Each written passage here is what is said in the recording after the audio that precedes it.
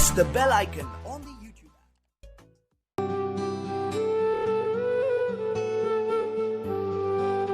তুমি এলে ঠিকই, কিন্তু যেন কোনো এক ঝড়ো হাওয়া হয়ে মুহূর্তেই সব শেষ।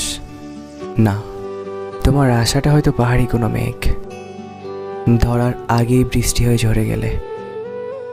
আগে যদি জানতে পারতাম, তাহলে হয়তো গোপন কোনো খামে লুকিয়ে রাখতাম, কেউ জানতে পারতো না।